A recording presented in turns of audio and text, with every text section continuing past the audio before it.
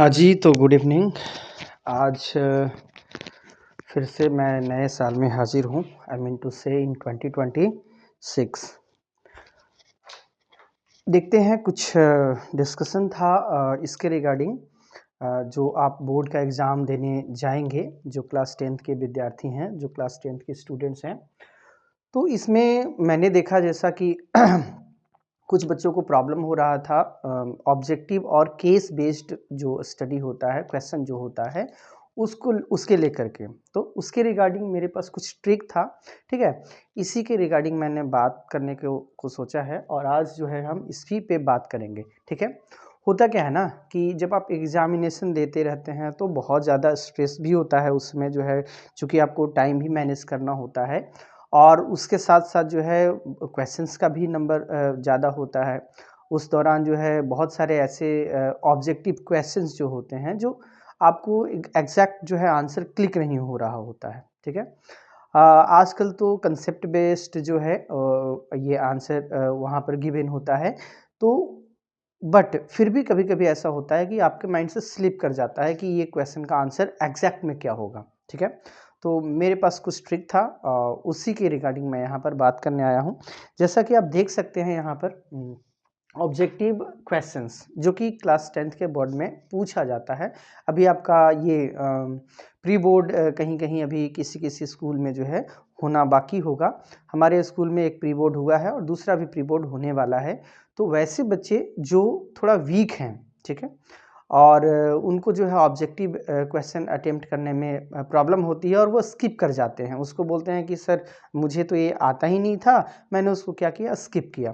तो मैं एक ट्रिक बताने जा रहा हूँ, उससे एलिमिनेट करके जो है आप उसको ये उस क्वेश्चन को सही भी कर सकते हैं। अभी आप जो है रिसेंटली एग्जामिनेशन अगर आपका प्री बोर्ड होने वाला होगा तो आप उसमें ये चेक करके देखिएगा, ठीक है। जैसे यहाँ लिखा हुआ ऑब्जेक्टिव क्वेश्चन, जैसे मैंने एक यहाँ पर एग्जाम्पल देने का प्रयास किया है कि यहाँ पर जैसे आपका है क्वेश्चन, मैंने यहाँ पर लिखा है, जैसे ये पॉलिटिकल साइंस का क्वेश्चन है। कहता है कि which of these is not a reason for power sharing. जैसा कि आपने देखा होगा चैप्टर नंबर 1 है पावर शेयरिंग, तो उसमें से ये क्वेश्चन दिया गया है कि कौन से इसमें से रीजन नहीं है पावर शेयरिंग का। यहाँ ऑप्शंस गिवन है, टू स्टॉप कॉन्फ्लिक्ट, ठीक है, टू सपोर्ट डिक्टेटरशिप, ठीक है, to keep democracy stable and to protect the rights of smaller groups, ठीक है। तो ये 4 ऑप्शंस गिवन है। क्या होता है कि कुछ बच्चे ऐसे हैं जो थोड़ा वीक होते हैं, वो मतलब एग्जैक्टली उसमें रिकॉल नहीं कर पाते हैं, तो वैसे बच्चों के लिए वीडियो होगा और उनको मदद मिलेगा इसमें। देखिए ट्रिक ये है कि अगर आपको एग्जैक्ट आंसर याद नहीं है, ठीक है, तो आपको क्या करना है कि अगर एग्जैक्ट याद है तो आपको तो आंसर कर देना है, ठीक है। आप क्या करते हैं, जब भी आंसर यहाँ पर लिखते हैं, ठीक है, तो आप जैसे ये 1 है तो इसका आपने 1 लिखा और यहाँ पर ऐसे दे करके मान के चलिए इसका जो है ऑप्शन जो है वो बी सही है, ठीक है। ये आपका ऑप्शन बी सही है, ठीक है। और इस ऑप्शन को बी सही अगर आपको याद है तो, नहीं याद है तो आप ऐसा भी कर सकते हैं कि ऑप्शंस मान के चलिए कि बी सही है, ठीक है, आपको ऐसा लग रहा है कि नहीं बी भी सही है और जो है आपको सी भी ऐसा लग रहा है सही है, ठीक है। ऐसे एग्जैक्ट आंसर तो इसका बी ही है, लेकिन अगर आपको ऐसा लग रहा है कि नहीं सी भी हो सकता है या बी भी हो सकता है, कन्फ्यूजन आपको हो रहा है, तो आप ऐसे समय में क्या कर सकते हैं, ट्रिक का ये इस्तेमाल कर सकते हैं कि आप ऑप्शन तो है इसको बी राइट कीजिए, लेकिन आपको चूंकि सी भी लग रहा है तो आप ऐसा कीजिए कि इसमें जो यहाँ आंसर रिटन है, ठीक है, यहाँ पर ऐसे करके इसमें टू कीप, ठीक है, डेमोक्रेसी स्टेबल,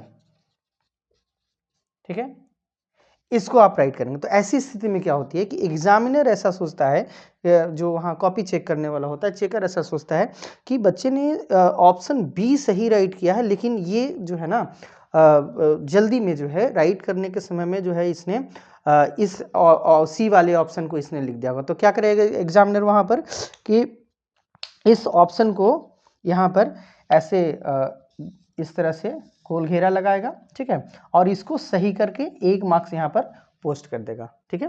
तो ऐसे स्थिति में जो है ना, चूँकि जो हेड ऑफ एग्जामिनर होते हैं उनका जो है स्ट्रिक्ट जो है ये इंस्ट्रक्शंस होता है कि आप बच्चों के फेवर में ही जो है वो कोई भी डिसीजन लेंगे ताकि बच्चों को ज़्यादा से ज़्यादा फ़ायदा हो।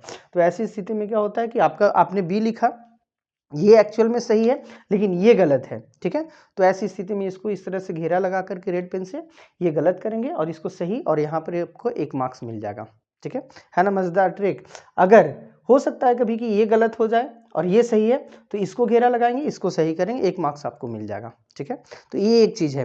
आपके पास 20 ऐसे क्वेश्चंस होंगे और 20 क्वेश्चंस में मुझे ऐसा लगता है कि कुछ ऐसे ब्रिलियंट बच्चे होंगे जिनको 20 आउट ऑफ 20 क्वेश्चंस का आंसर याद होगा, लेकिन बहुत सारे ऐसे स्टूडेंट्स होंगे जिनको 20 आउट ऑफ 20 याद नहीं होगा। तो उन बच्चों के लिए बहुत ये मददगार होगा, बहुत ही हेल्पफुल होगा। तो वो बच्चे आप ट्रिक जो है अप्लाई करके देखें। दूसरा, क्योंकि 20 क्वेश्चन है, अब इधर केस बेस्ड की बात आती है, ठीक है।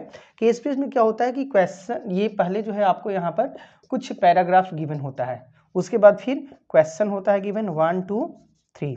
ये क्वेश्चन 1 मार्क्स का होता है, ये भी 1 मार्क्स का होता है और थर्ड वाला 2 मार्क्स का होता है, ठीक है। तो ऐसी स्थिति में क्या होता है कि बच्चों का जो है ना, कभी कभी क्या करते हैं कि बच्चे को एग्जैक्ट आंसर याद नहीं हो रहा होता या एग्जैक्ट आंसर इसमें मिल नहीं हो रहा होता है, ठीक है, लेकिन उसका कुछ कीवर्ड्स मिल रहा होता है। तो बच्चे क्या सोचते हैं कि अरे छोड़ो, अब आंसर तो मिल ही नहीं रहा है इसमें, तो हमें इसका क्या कर देना चाहिए, छोड़ देना चाहिए। लेकिन आपको ऐसा नहीं करना है। अगर आप जान रहे हैं आंसर तो एग्जैक्ट आप राइट कर दीजिए। अगर नहीं आपको आंसर एक्चुअली में पता है तो आपको बस क्या करना है कि जो कीवर्ड्स उसमें गिवन होगा बस उसके लाइन को यहाँ पर ये नोट डाउन कर देना है।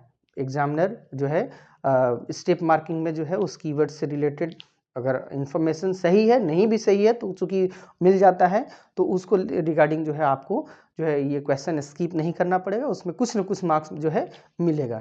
तो ये 12 मार्क्स का, ये 20 मार्क्स का, टोटल हो गया 32 मार्क्स। अब 32 मार्क्स में अगर बहुत ही मान करके चलो कि बैड लक होगा तो 20 मार्क्स भी अगर आ जाता है, अगर 25 भी आ जाता है, ठीक है, तो फिर आपका स्कोर अच्छा हो जाएगा। और नहीं तो मुझे ऐसा लगता है, मैंने देखा है कुछ बच्चे ने अप्लाई किया था तो उसका जो है 30 मार्क्स जो है इसमें आया था, 2 नंबर ही उसका कटा था, ठीक है। तो इस तरह से जो है आप ये अप्लाई कर सकते हैं, ठीक है। और भी कुछ अगर ऐसा ट्रिक होगा तो मैं आपके साथ जो है शेयर करूँगा। आज के लिए इतना ही। Thank you.